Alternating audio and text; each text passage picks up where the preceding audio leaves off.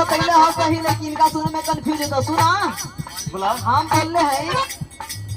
अरे पाड़ावा ए देवरू पाड़ावा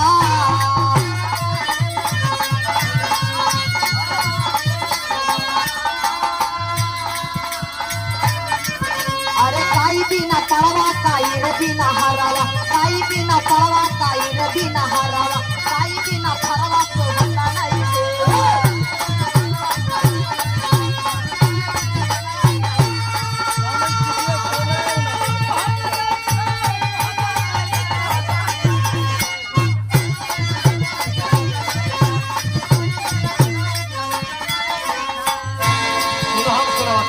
सुनाओ एकर जवाब देते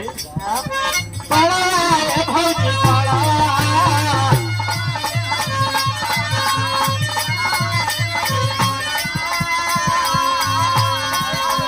अरे भाई से बिना पाड़ा रे बिना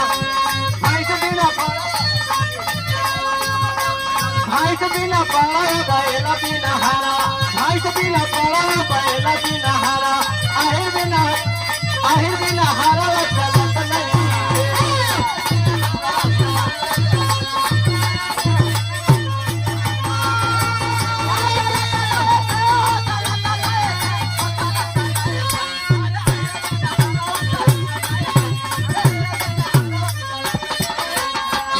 एक बात और सुना बोला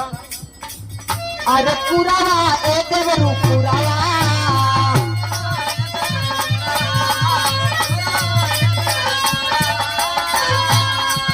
अरे काई बिना पुरावा काई रे बिना चुरावा